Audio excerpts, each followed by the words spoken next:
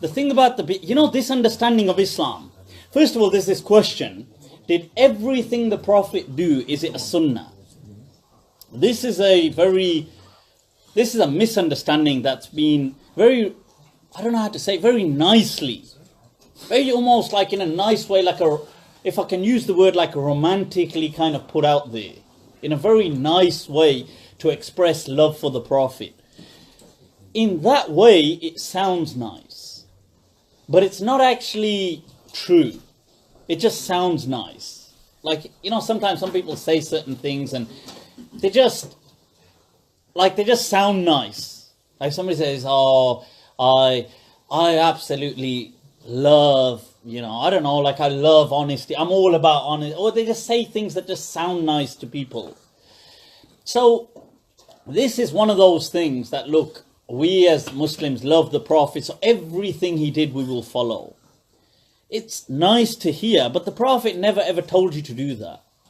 Okay, so somebody saying, I'm going to go and live in Saudi Arabia. Why? Because the Prophet lived in Saudi Arabia. The Prophet never asked you to come live in Saudi Arabia, or in Arabia, so to speak.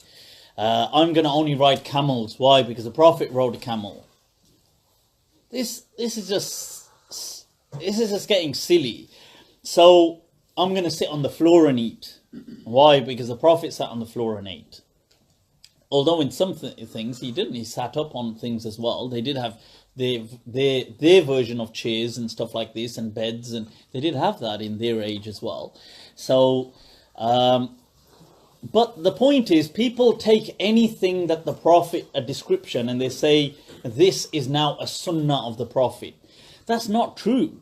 Sunnah, if you're going to use sunnah to mean something the Prophet did, yes, then that's true. But if you're using sunnah as a religious word, Islamic word, then that's like saying the Prophet breathed. He used to breathe. So, I'm doing a sunnah right now. I'm walking. The Prophet used to walk. He used to walk. So I do a sunnah every day when I walk. The Prophet used to sleep, I sleep. And like when you go on Tablighi Jamaat and they teach you how to sleep according to the sunnah. Like one hand under your head and one hand on side, and never sleep on your stomach. Because then what you're doing is giving shaitan a pleasant invitation.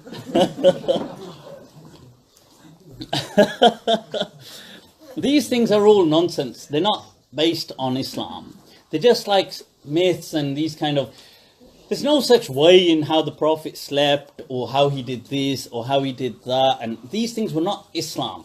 Because when you say the Prophet sat on the floor and ate, so did entire Arabia, including the mushrikeen and the kuffar. And when you say the Prophet wore a thobe, so did the kuffar of Quraysh. They weren't dressed in jeans, and only the Muslims wore thobes. They were dressed exactly the same. When you say they rode camels, they rode camels. There was nothing different about that. So it's not, when you say sunnah Islamically, it's that thing that Allah wants you to do. The Prophet has, or Islam wants you to do this. And the Prophet encouraged it as an act of religion. That is called a sunnah. So certain prayers that are non-obligatory prayers. The Prophet, Taraweeh in Ramadan, Prophet encouraged it. It's not considered, according to, it's a sunnah. Whether it's a lesser sunnah or a stronger sunnah varies. I know the Hanafiya go to it being kind of semi-wajib. But that's the point. So this beard, saying that the Prophet had a long beard. He did. And when you say long, as in maybe like a fist. But then everybody in Arabia had that. The Prophet didn't introduce the beard. He didn't say, okay, I've introduced something. Everybody had it. The kuffar of Quraysh had beards just as long. So the question comes, how do you know it's Islamic? That's the question. So people say, yes, but the Prophet said, grow a beard. So okay, so look, like most people in this room have got a beard of some sort. Like if you were describing them, you would say, yeah, somebody asked you, let's say we've got to describe you to, I don't know, Crime Watch. Right, so you say, yeah, the guy had a beard. You'd probably say, like I'd say, yeah, he had I'd say he had like a little goatee kind of beard. So It's a beard. Now, people will say, yes, but it wasn't the type that they used to have in Arabia.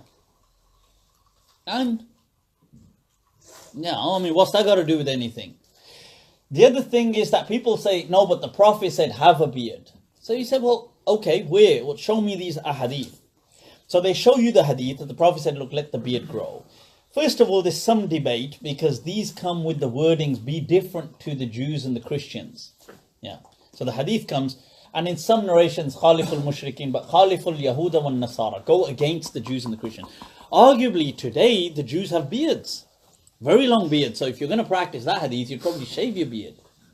Because, obviously, you're imitating them by having a beard today. The other thing is, okay, let's look at some other things that the Prophet used this same wording. Same wording. He said, be different to the Jews and the Christians. Grow your beard. 1. Oh, it's an obligation. It's what defines Islam. It's everything. If you don't have a beard, you're a fasik. This is the attitude. Okay, let's go to rule number 2.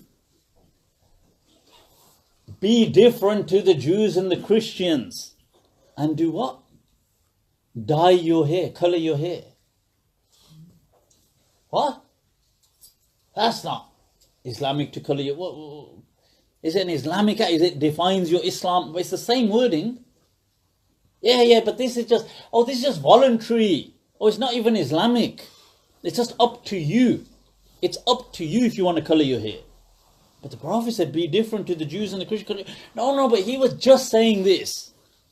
If you ask, it's just saying this. Today it's okay, you don't need to dye your beard. It's not an Islamic sunnah or anything.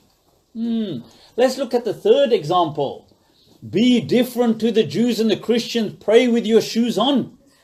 What the hell, have you lost your mind? You'd be condemned. This one isn't even a choice. This one's a hell no, you better not do that. So look how we've gone. We've gone from it identifies your Islam to the Prophet just said it. Behave. You don't need to go dyeing your hair all these funky colors. The Prophet was just saying, color your hair. Dye your hair. Third one, oh, you better not do that. You lost your mind. And pray with your shoes on. Yet the wording is the same in all of them.